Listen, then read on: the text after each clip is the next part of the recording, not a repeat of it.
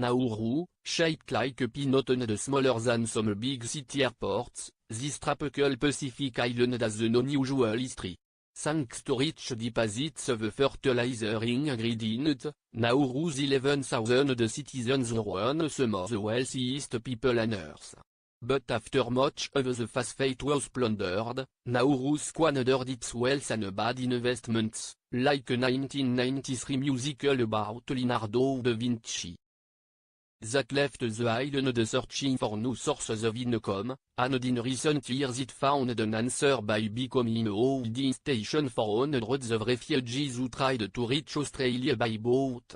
Australia designed a policy of keeping boat refugees and asylum seekers far from its shores to deter more of them from trying to make the voyage, but many critics say the policy violates human rights. The fate of those refugees, including a growing number of children who advocates say are suffering from life-threatening medical conditions, is casting a shadow over the Pacific Islands. The forum conference that starts in Nauru on Monday night. The forum brings together 18 members including Australia and New Zealand to discuss regional issues.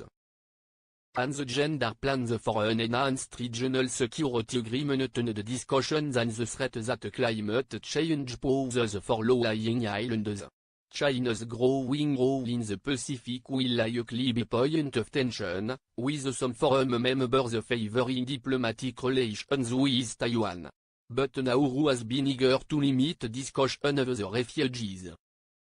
For years, Nauru has effectively prevented most journalists from reporting firsthand by charging $8,000 $5,750 to apply for media visa. Nauru has waived the fee for the forum, but has allowed only a handful of journalists and placed restrictions on them. Many of the more than 600 refugees on the island describe the hopelessness and depression they feel after being stuck in limbo for up to 5 years. They say they're not accepted by the locals, and that many of their children don't attend the island schools because they are bullied or made to feel unwelcome.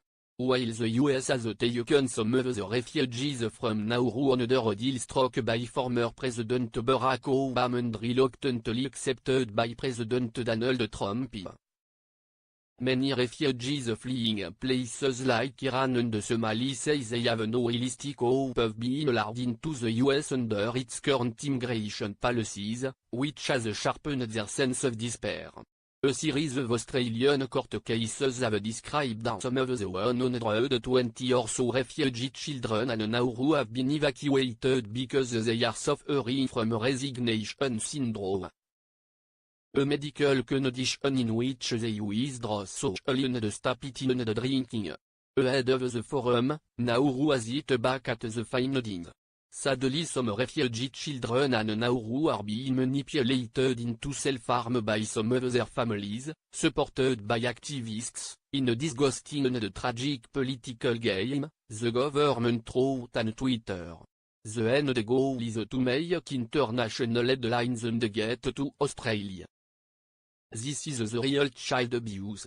But Louise Newman, a professor of psychiatry at the University of Melbourne who has advocated for the refugee children, says some of their symptoms are impossible to fake. To all intents and purposes, they become comatose, she said. It's like they go into hibernation from the overwhelming stress. Their brain switches off engagement with their social environment. They don't respond to pain. Their knee-jerk reflex is absent. Newman said she has seen 4 cases of Nauru children aged between about 10 and 14 with resignation syndrome.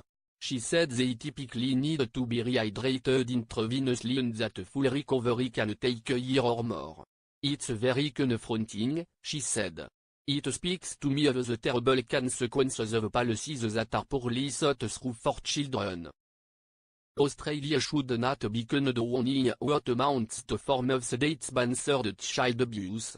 Nauru in recent weeks has dismantled a much criticized tent encampment that was home to some of the refugee families and relocated them into community housing.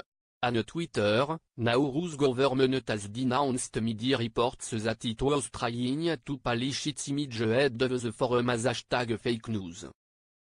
Fact, it's dismantled because no longer needed, the government wrote. Many of the leaders gathered this week in Nauru have little appetite for intervening in what they see as an issue between Nauru and Australia. We've got 50,000 people who are homeless back home, said New Zealand's Foreign Affairs Minister Winston Peters in Nauru. Adding, we have to help fix their lives up as well before we start taking on new obligations of the level that some people would like. Aside from the refugee issue, Australia faces other challenges at the forum, said Jameson Pryke, the director of the Pacific Islands program at Australia's Lowy Institute, a think tank. A draft declaration for an enhanced security agreement states that climate change is the biggest risk to the region, Pryke said, yet climate change has become such a toxic issue in Australian politics that it helped topple former Prime Minister Malcolm Turnbull last month. Turnbull's replacement Scott Morrison is planning to skip the forum, which Pryke said is not a good look, and he will instead send new Foreign Minister Maurice Payne. I imagine they'll have to hold their nose to sign off on the declaration, Pryke said of the Australian delegation. He said that as a tiny island, Nauru, which has been independent for 50 years, has limited options for making money. Despite that, Pryke said, it has managed to confound the pessimists by surviving several boom and bust periods and the sometimes extravagant lifestyles of its political elite. After losing the money from the fast fate, Pryke said, Nauru, which is just 21 square kilometers, 8 square miles, remade itself first as a tax haven and money laundering hub and later as the camp for Australia's refugees. They have been a bit of a chameleon when it comes to generating new revenue, he said. It's a good income source for them now. But it does come at the cost of the well-being for individuals who are on the island against their will. It's hard to justify.